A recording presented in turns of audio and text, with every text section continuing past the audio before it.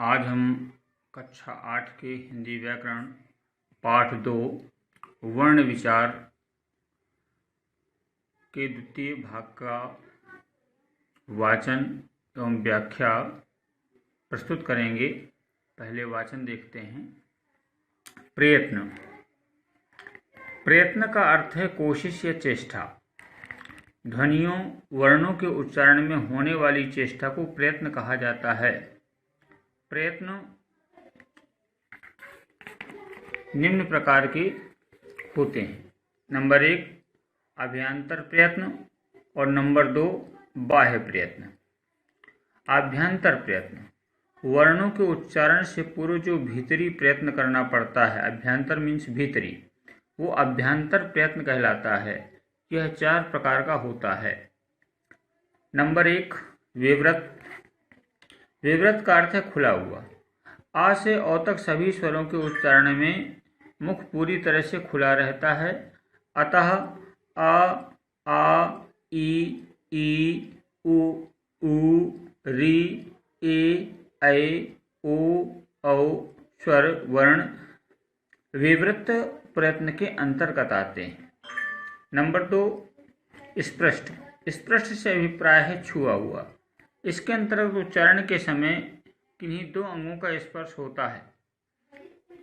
क से म तक सभी व्यंजनों के उच्चारण में यही स्थिति रहती है, अतः ये सभी व्यंजन स्पृष्ट कहलाते हैं। तीसरा है ईषत विव्रत। ईषत से अभिप्राय है थोड़ा।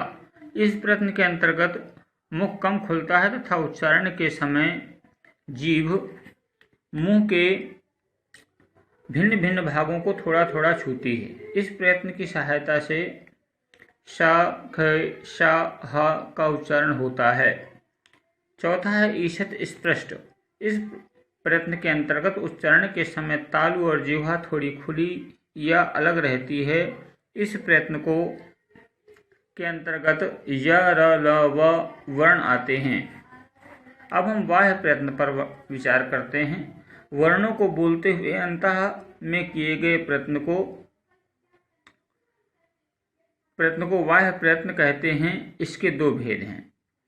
नंबर 1 स्वर तंत्री में कंपन। हमारे गले में 2 झिल्लियां होती हैं जो वायु के वेग से कांपकर बजने लगती हैं। इन्हें स्वर तंत्री कहते हैं। स्वर तंत्रियों में होने वाली कंपन या गूंज के आधार पर व्यंजनों के 2 भेद किए जाते हैं। नंबर 1 सघोष और दूसरा अघोष। सघोष जिन वर्णों के उच्चारण में स्वर तंत्रियों में कंपन पैदा होता है उन्हें सघोष वर्ण कहते हैं। प्रत्येक वर्ण के सभी अंतिम 3 वर्ग वर्ण क, ग, घ, अंग, ज, झ, ञ, ड, ढ, अण इत्यादि ये सघोष वर्ण हैं। सघोष वर्णों की संख्या 30 है। फिर सेकंड पे आते हैं अघोष।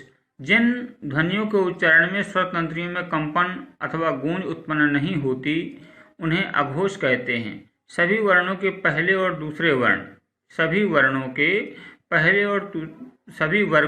पहले और दूसरे वर्ण का, ख, च, छ, ट, ठ, त, थ तथा शाखे श वर्ण अघोष हैं। इनकी संख्या 13 है। अब अगर हम वर्णों का श्वास वायु की मात्रा के आधार पर वर्गीकरण करें तो 2 प्रकार से इसके भेद हैं, अल्प प्राण और महाप्राण। अल्प प्राण जिन वर्णों के उच्चारण में श्वास वायु कम मात्रा में बाहर निकलती है उन्हें अल्प प्राण कहते हैं। सभी वर्णों का पहला, तीसरा और पांचवा, सभी वर्गों का पहला, तीसरा और पांचवा क, च, ट, त, प ये वर्ग हैं, तो इनका पहला, तीसरा और पांचवा वर्ण जो है आपका अल्प प्राण वर्ण कहलाता है। महाप्राण जिन वर्णों के उच्चारण में प्राणवायु अधिक मात्रा में निकलती है वे महाप्राण कहलाते हैं। प्रत्येक वर्ग का दूसरा और चौथा वर्ण, जैसे यहाँ पर ख, घ, छ, झ, ठ, ढ, थ, ध, फ और भ तथा शाखे शाह महाप्राण हैं। अब आते हैं वर्तनी तथा उच्चारण संबंधी अशुद्धियां तथा उनका निराकरण। कई बार उच्चारण के समय वर्णों में अशुद्धि होती है तो उस अशुद्धियों पर ध्यान देना है। हिंदी भाषा में वर्तनी तथा उच्चारण में एक रूपता पाई जाती है। उच्चारण भाषा के वर्णों को या राज्यों को बोलने का ढंग व शब्दों को बोलने का ढंग है तथा वर्णों तथा शब्दों के उच्चारण के अनुसार लिखना ही वर्तनी कहलाता है। उच्चारण सही न होने की स्थिति में वर्तनी में अशुद्धियां भी खूब होती हैं, परंतु यदि उच्चारण सही होगा तो वर्तनी की अशुद्धियां नहीं होंगी। किसी वर्ण या शब्द को बोलते व लिखते समय जरा सी भी असावधानी के कारण वर्तनी संबंधी अशुद्धियां हो जाती हैं। अशुद्ध उच्चारण एवं उससे होने वाली वर्तनी संबंधी अशुद्धियां निम्नलिखित कारणों से होती हैं। आप देख सकते हैं, नीचे तालिका दी हुई है। प्रायः हम लोग आधीन बोल जाते हैं, ये अशुद्ध रूप है अधीन। दावात नहीं दवात, आहार नहीं आहार, आयु नहीं आयु। इसी प्रकार से ये शब्द दिए हुए हैं तालिका में, इन्हें आसानी से याद किया जा सकता है और इनको उच्चारण करते समय सावधानी पूर्वक उच्चारण करने से यह शुद्धियाँ नहीं होंगी। आगामी शुद्ध है, आगामी नहीं। अनधिकार शुद्ध है, अनाधिकार नहीं। अलौकिक शुद्ध है, अलौकिक नहीं। अनुकूल शुद्ध है, अनुकूल नहीं। पुरुष शुद्ध है, पुरुष नहीं। पूज्य शुद्ध है, पूज्य नहीं। इसके अतिरिक्त और भी है। गड्ढा लिखने का तरीका शुद्ध है, गा के बाद डा के नीचे हलंत फिर बड़ा ढा बनाया जाए, जबकि अशुद्ध रूप है गा ढा बनाएंगे उसके नीचे हलंत और फिर ढा, ये गलत रूप है। इसी प्रकार से और भी अशुद्धियां हैं, ऋ संबंधी अशुद्धियां हो जाती हैं। जैसे ऋतु, जो यहाँ ऋतु लिखा हुआ है पहले वो अशुद्ध है और बाद में ऋतु लिखा हुआ शुद्ध है। ऋषि पहला अशुद्ध है, दूसरा शुद्ध है। इसी प्रकार शाखे शाहा, शाखे शा छा व ब संबंधी अशुद्धियाँ। कई बार हम ये शा अशोक में शलजम या सीटी वाला शा बनेगा, जबकि साधारण शा का प्रयोग किया गया है। वनस्पति नहीं होता, वनस्पति होता है। कई बार वा की जगह हम बा का प्रयोग करते हैं। इसी प्रकार से रक्षा, तो रक्षा में छा का प्रयोग करेंगे छतरी वाले का, ना कि आधा का, और शा बनाएंगे। इसी प्रकार यहाँ देखिए शक्ति, तो शा शक्ति, शलजम वाला शा प्रयोग होगा, ना कि साधारण वाला शा। तो इस प्रकार से इस तालिका को ध्यान से देखना है। पॉज करके भी आप देख सकते हो इस तालिका को। शुद्ध रूप और अशुद्ध रूप दिया गया है इसमें।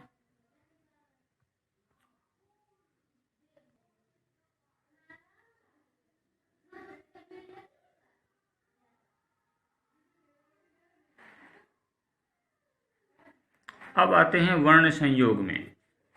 Conjunction of letters. वर्णों के परस्पर मेल को वर्ण संयोग कहते हैं। सभी व्यंजन स्वरों की सहायता से ही बोले जाते हैं। स्वरों की सहायता के बिना व्यंजनों का उच्चारण संभव नहीं होता है। फल का उच्चारण फल स्वरहीन होने पर संभव नहीं। फा धन आ धन ला धन आ के संयोग से ही फल बोला जाता है। वर्ण संयोग दो प्रकार से होता है। पहला है स्वर और व्यंजन का संयोग। शब्द के अंत में आने वाला स्वर रहित व्यंजन अकेला बोला जाता है। जैसे महान, भगवान, साक्षात, पश्चात। इसमें अंत में आने वाले वर्ण को अकेला ही बोला जाता है, परंतु शब्द के प्रारंभ में स्वर रहित व्यंजन का उच्चारण करने के लिए उसके तुरंत बाद स्वर युक्त व्यंजन आना आवश्यक है। जैसे स्पष्ट, स्वप्न आदि। स्वरों और व्यंजनों का संयोग दो प्रकार से होता है, मात्रा के रूप में और व्यंजनों से पहले। मात्रा के रूप में स्वर का संयोग स्वरों के मात्रा रूप व व्यंजन से उसका संयोग निम्न प्रकार है। आप तालिका में देख सकते हैं। ता धन आ तो ता हो गया, लेकिन ता धन बड़ा आ से बड़ा ता हो गया। ता के नीचे हलंत छोटी ई से ती हो गया। तो ये स्वर का व्यंजन का स्वर से योग है। तल ताल, ता आया तो ता के बाद ला आ रहा है तल, और ताल, तिल, तीन, तुम, तूल। इस प्रकार से ता में बड़ा ऊ मिला तो ऊ हो गया। अब आते हैं व्यंजनों के से पहले स्वर का संयोग। व्यंजनों से पहले स्वर का संयोग भिन्न रूप से होता है, जैसे अब, आम, आज आदि। व्यंजन का व्यंजन से संयोग। व्यंजनों के परस्पर मेल को संयोग कहते हैं और मिले हुए वर्णों को संयुक्त व्यंजन कहते हैं। संयोग में जिस व्यंजन में स्वर नहीं होता उसे प्रायः आधा लिखा जाता है, जैसे आप देख सकते हो शब्द, स्त्री, कृष्ण आदि। आगे व्यंजन कई प्रकार से लिखे जाते हैं, इनके मिलाने की कुछ विधियां निम्नलिखित हैं। निम्न व्यंजनों में पाई होती है। जिन व्यंजनों में पाई, खड़ी पाई होती है, उनकी पाई हटा दी जाती है और अगले व्यंजन में मिलाकर के लिखते हैं। जैसे आप देख सकते हैं खा में खड़ी पाई है तो खा की खड़ी पाई को हटा दिया गया तो आधा हो गया ख्याति हो गया। इसी प्रकार घा की खड़ी पाई को हटा दिया गया तो आधा घा बन गया विघ्न। जा की खड़ी पाई ज्वर, ड़ा की, तो इनमें सब में खड़ी पाइयाँ हैं। इस प्रकार से संयोग हुआ है। फिर इसमें आते हैं जिनमें इसमें भी गा में खड़ी पाई थी, चा में, तो ये सब खड़ी पाई वाले व्यंजन हैं जिनकी खड़ी पाई हटा देने पर वो आधा हो जाता है। अब आते हैं हम बिना पाई वाले व्यंजन। कुछ ऐसे हैं जिनमें खड़ी पाई नहीं होती, जैसे आप देख सकते हो अंग, ट, ठ, ड, ढ, द इत्यादि। जब दूसरे व्यंजन से मिलाए जाते हैं तब इनमें हलंत लगा दिया जाता है और पूरा लिख दिया जाता है। जैसे आप देख सकते हो डा के नीचे हलंत लगा करके पंख लिख दिया गया, टा के नीचे हलंत लगा करके भट्ठी लिख दिया गया और टा के नीचे हलंत लगा करके लट्ठा लिख दिया गया। तो ये बिना पाई वाले वर्ण हैं। इनको आधा करने के लिए इनके नीचे हलंत लगा देते हैं। इसके बाद आते हैं तीसरा है क और फा का रूप। अगर इनको हमें आधा करना है तो का के बाद जो नीचे की तरफ जाता है उसे काट देते हैं और आधा का बन जाता है। इसी प्रकार से फा में जो नीचे की तरफ जा रहा है उसे काट देते हैं तो आधा फा बन जाता है। तो इस प्रकार से क और फा का प्रयोग करते हैं। तो इस प्रकार से वाचन पूर्ण हुआ। अब इसकी व्याख्या प्रस्तुत की जाएगी। हम प्रयत्न को समझने का प्रयास करते हैं। प्रयत्न का अर्थ है कोशिश या चेष्टा। किसी काम को करने की चेष्टा की जाए उसे प्रयत्न कहते हैं। तो जब किसी भी वर्ण का हम उच्चारण करने की चेष्टा करते हैं तो इसे हम प्रयत्न कहते हैं। तो प्रयत्न के दो भेद हैं। पहला भेद है अभ्यांतर और दूसरा भेद है बाह्य। अभ्यांतर शब्द से ही पता चलता है, अभ्यांतर माने अंदर से। तो वर्णों के उच्चारण के पूर्व जो हमारे शरीर के भीतर प्रयत्न करना पड़ता है उसे अभ्यांतर प्रयत्न कहते हैं। अब अभ्यांतर प्रयत्न में आपके 4 प्रयत्न हैं। पहला है विवृत्त प्रयत्न। तो विवृत्त प्रयत्न में विवृत्त का अर्थ होता है खुला हुआ। आ से लेकर के औ तक सभी स्वरों के उच्चारण में मुख पूरी तरह से खुला रहता है। इन्हें विवृत्त प्रयत्न कहते हैं। जैसे आप स्वतः अभ्यास करके देख सकते हैं उच्चारण करके। अ मुँह खुला हुआ है, बड़ा आ, ई, उ, इस प्रकार से आप देखेंगे कि मुंह दोनों जो ओष्ठ हैं, अधर और ओष्ठ, ये दोनों मिलते नहीं हैं, तो इसे विवृत्त प्रयत्न कहेंगे। फिर दूसरा है आपका स्पष्ट। तो स्पष्ट से अभिप्राय है छुआ हुआ। इसके अंतर्गत उच्चारण करते समय किन्हीं 2 अंगों का स्पर्श हो जाता है, इसे स्पष्ट कहते हैं। जैसे का से लेकर के माँ तक, तो कहीं ना कहीं माँ, जब माँ बोलते हैं तो दोनों होंठ हमारे आपस में मिलते हैं, इसलिए इसे स्पष्ट प्रयत्न कहते हैं। का से लेकर के माँ तक के जितने भी वर्ण हैं इनका उच्चारण स्पष्ट प्रयत्न के अंतर्गत आता है। फिर नंबर तीसरा आता है ईषद विवृत्त। ईषद का अभिप्राय है थोड़ा, तो इसमें से बहुत कम मुंह खुलता है, इस कारण से इसे ईषद प्रवृत्त कहते हैं। इसमें से 4 वर्ण आते हैं, सा, खि, सा, ह। पूरा नहीं खुलता, आप प्रैक्टिकल करके देख सकते हो। बोलिए मुख से सा, ह, सा, ह। तो आप पाएंगे कि पूरा मुंह पूरा नहीं खुलता है, थोड़ा सा खुलता है, इसीलिए इसको विवृत, ईषत विवृत कहते हैं। फिर चौथा है ईषत स्पृष्ट।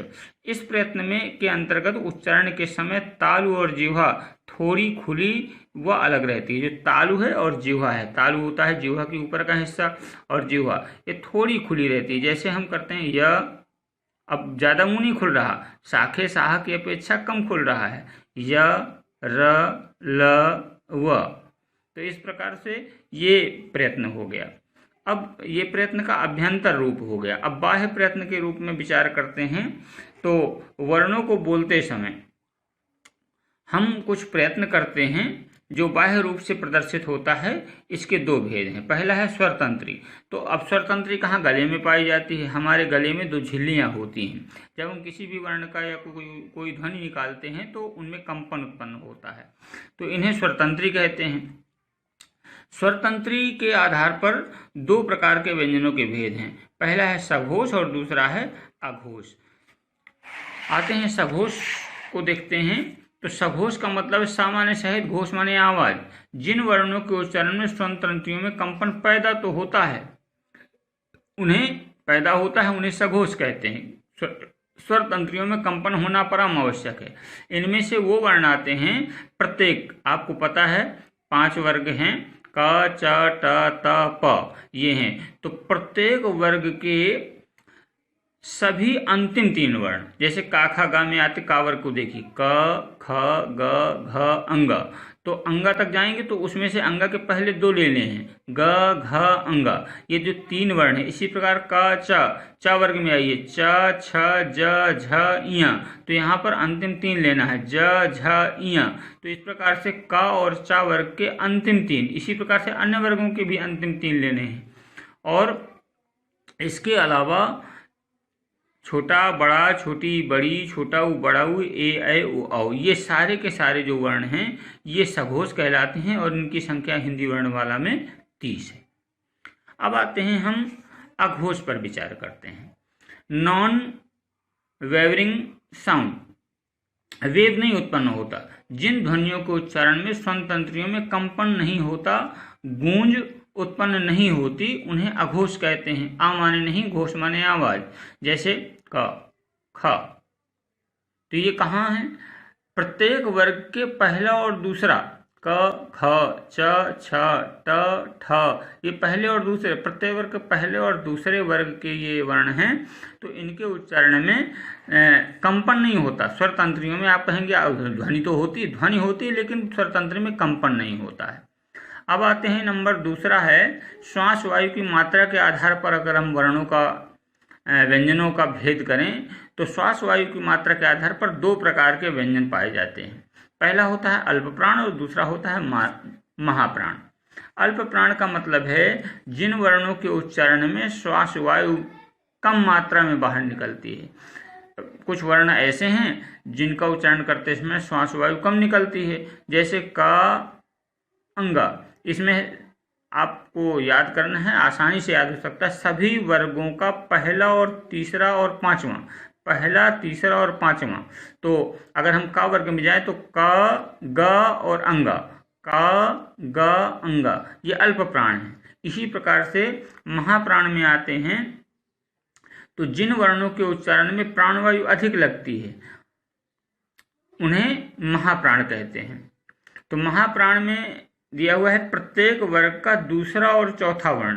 अब देख का, खा, गा, घा, अंगा, तो इसमें का, खा दूसरा हो गया और चौथा वर्ण हो गया का, खा, गा, घा हो गया। तो देखिए खा और घा दिया हुआ है। पहले वर्ग में खा और घा ये महाप्राण है।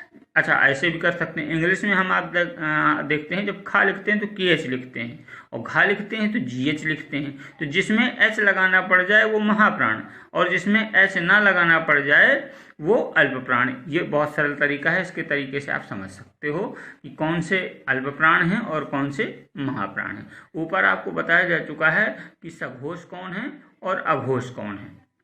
सघोष में फिर से एक बार बता देते हैं। सघोष वर्ण वे वर्ण हैं जो आपके जिनमें प्रत्येक अंतिम तीन वर्ण, क्या करना है, प्रत्येक वर्ग के अंतिम 3 लेना है। और सघोष में आपको लेना है सभी वर्गों के दूसरे, पहले और दूसरे, सभी वर्गों के पहले और दूसरे आपके अघोष हो गए और अंतिम 3 आपके सघोष हो गए। इसी प्रकार अल्प प्राण और महाप्राण क्लियर हो गया कि अल्प प्राण में आपको इंग्लिश के आधार पर अगर देखेंगे तो का लिखते समय एच लगाने की जरूरत नहीं है, तो ये अल्प प्राण हो गया, इसमें कम श्वास लगती है। और महाप्राण में जिसके अंत में एच लगे, जैसे खा लिखना है तो के एच लिखते हैं, घा लिखना है जी एच लिखते हैं, छा लिखना है तो छा के लिए आपका सी एच होता है, झा के लिए सी डबल एच होता है या जे एच होता है, ठा के लिए आपका ठा के लिए टी एच देखिए लगाना पड़ता है, ढा के लिए डी एच, था के लिए टी एच, धा के लिए डी एच, फा के लिए पी एच, भा के लिए बी एच। इस प्रकार से देखिए सब में एच लग रहा है, इसलिए ये महाप्राण है। अब आते हैं वर्तनी उच्चारण संबंधी अशुद्धियाँ। तो कई बार क्या होता है कि हम बहुत सारी शब्दों को बोलते समय लापरवाही कर जाते हैं और लापरवाही के कारण ये अशुद्धियाँ हो सकती हैं, तो उन अशुद्धियों को ध्यान से देखना है। जैसे शब्द है आधीन, तो आधीन नहीं होता है, अधीन होता है। जैसे स्वाधन अधीन बराबर स्वाधीन, तो हम स्वाधीन से जब अलग करते हैं तो लिखते हैं स्वाधन आधीन, आधीन गलत है, अधीन होगा, स्वाधन अधीन बराबर स्वाधीन। दावात नहीं होता, लिखने वाली जो वस्तु होती है उसे दवात कहते हैं। आहार नहीं होता, आहार गलत है, भोजन को आहार बोलते हैं, तो आहार का उच्चारण शुद्ध है आहार। इसी प्रकार से जो उम्र होती है पूरी व्यक्ति की उसे आयु कहते हैं, लेकिन कुछ लोग जो है जल्दीबाजी में आयु बोल जाते हैं। इसी प्रकार से शुद्ध है कवि, और प्रायः हम लोग जल्दबाजी में कवि बोलते हैं, तो कवि नहीं कवि। इसी प्रकार से पारिवारिक शुद्ध है, शुद्ध क्या है, पारिवारिक, बड़ा पा होना चाहिए, और ज़्यादातर लोग बोल जाते हैं पारिवारिक, तो पारिवारिक गलत है। इसी प्रकार से उच्चारण करते समय हमें इन बातों का ध्यान रखना है। और आगे आते हैं, आगामी शुद्ध नहीं है, आगामी शुद्ध है। अनाधिकार शुद्ध नहीं है, अनधिकार शुद्ध है। अलौकिक शुद्ध नहीं है, अलौकिक शुद्ध है। इसी प्रकार से अनुकूल अशुद्ध है, अनुकूल। पुरुष अशुद्ध है, पुरुष शुद्ध है। पूज्य अशुद्ध है, पूज्य शुद्ध है। इसी प्रकार और भी अशुद्धियाँ आप देख सकते हैं। गड्ढा लिखने का तरीका शुद्ध रूप है डा के नीचे हलंत। इसी प्रकार से ब्राह्मण लिखने का तरीका क्या है कि आधा माँ और हा नहीं बनाते, बल्कि पहले आधा हा बनना चाहिए। ब्राह्मण बोलते समय भी ध्यान रखना है, ब्राह्मण नहीं, ब्राह्मण नहीं, ब्राह्मण, ब्राह्मण, तो पहले आधा हा आएगा फिर माँ आएगा। इसी प्रकार से और भी शब्द हैं। वृद्ध, तो वृद्ध नहीं, वृद्ध माने वृद्ध तो कोई शब्द नहीं होता है, वृद्ध, वृद्ध माने बूढ़ा। इसी प्रकार से मक्खन, तो मक का आ रहा है, जबकि यहाँ पर पहले उसमें डबल खा किए गए हैं, ये ठीक नहीं है। मक्खन ये शुद्ध रूप सही है। इसी प्रकार से हम और देखते हैं री और रा संबंधी, तो सही ऋतु लिखने का तरीका ये है, ये गलत तरीका है। तो इसी प्रकार से ऋतु, ऋषि, दृष्टि ये शुद्ध तरीके हैं। और यहाँ आपका हृदय, गृहस्थ और पैतृक ये सही तरीका है, ये सही तरीके नहीं है। इसी प्रकार से आप और अशुद्धियाँ देख सकते हैं। अशोक, अशोक, तो ये तालिका आपको दी गई है, इसका सही उच्चारण आपको करना है और ध्यान रखना है कि किस प्रकार से शुद्ध शब्दों को लिखा जाना है। पाज करके आप देख सकते हो और उनका उच्चारण भी करेंगे।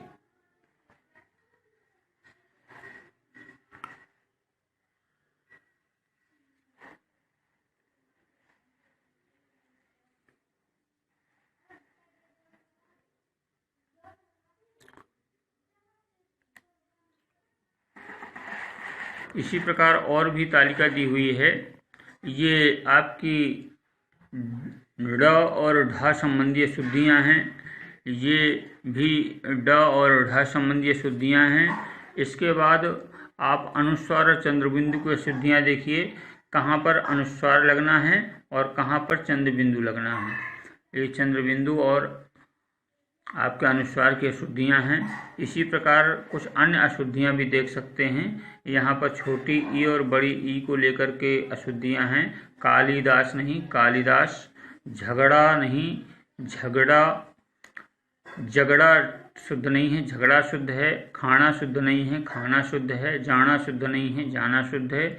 इसी प्रकार से सेठ शुद्ध नहीं, सेठ शल्यम वाला नहीं, साधारण वाला सेठ। छोटा, मैंने, मन्ने नहीं, नाज नहीं, अनाज। इस प्रकार से ये आपके अशुद्धियाँ हैं। तो इनको पॉज करके आप इन अशुद्धियों को नहीं करेंगे, शुद्ध शब्दों को याद करेंगे और एक्सरसाइज में फिर इन्हीं शुद्ध शब्दों को भरने का प्रयास करेंगे।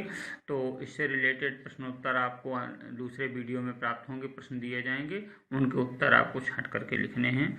और इस वीडियो को देखने के पश्चात इसमें जो भी आपको समस्याएं हों उन्हें आप बताएं। जूम ऐप के माध्यम से जुड़ें और आपके क्लासमेट्स के पास आईडी और पासवर्ड दोनों उपलब्ध है। तो समय समय पर जूम ऐप के द्वारा आपसे वीडियो से संबंधित, पाठ्य सामग्री से संबंधित कोई समस्या होती है तो उसको हम आपसे पूछते हैं। तो उस समय आप अपनी जो भी परेशानियां हैं उन्हें आप लिख करके रखें और जब जूम ऐप में आप हमारे समक्ष आएँ तो अपने इन सभी परेशानियों को से हमें अवगत कराएं ताकि हम अगले वीडियो में सुधार कर सकें। आज का ये भाग यहीं समाप्त होता है। नमस्कार। हाँ, अब थोड़ा हम वर्ण संयोग पर विचार करते हैं। वर्णों का जो परस्पर मेल होता है उसे वर्ण संयोग कहते हैं।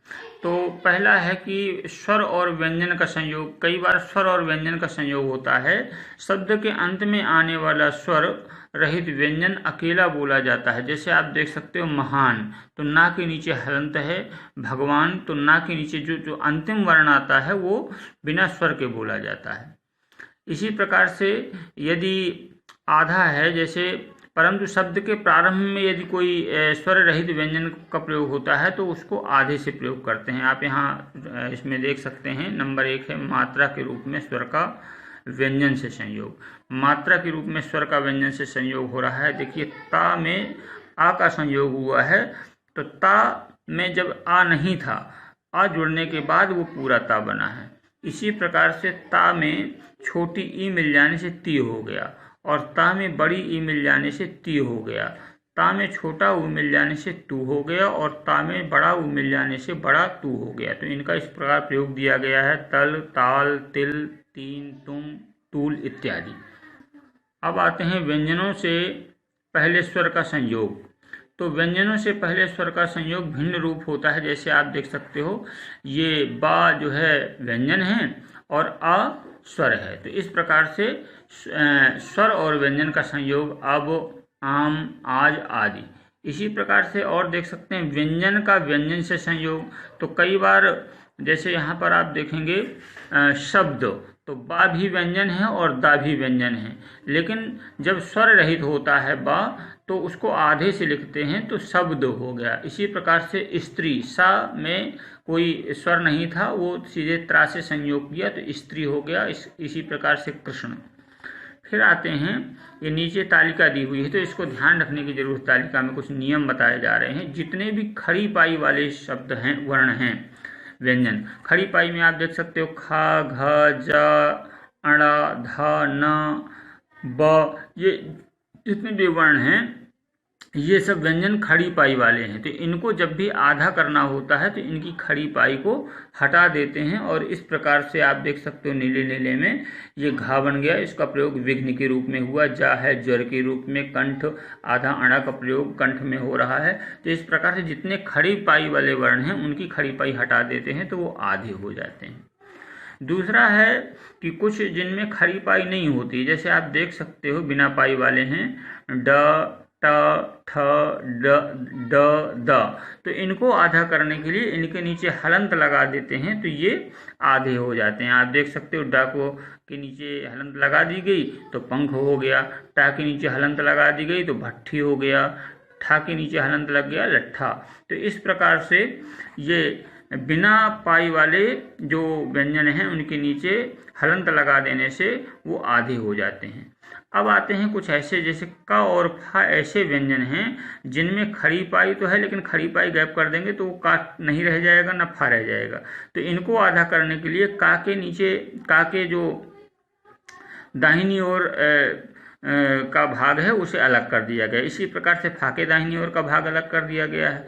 तो इस प्रकार से वो आधा हो गया। अब हम आसानी से लिख सकते हैं, आधे का को व्यक्त कर सकते हैं मक्खी के रूप में और हफ्ता के रूप में। यहाँ पर आधा फा प्रयोग हुआ है और ऊपर आधा का प्रयोग हुआ है। तो इन बातों को ध्यान रखना है कि किन्हीं भी व्यंजनों को आधा करने के लिए जो नियम है उन नियमों का ही प्रयोग किया जाना चाहिए।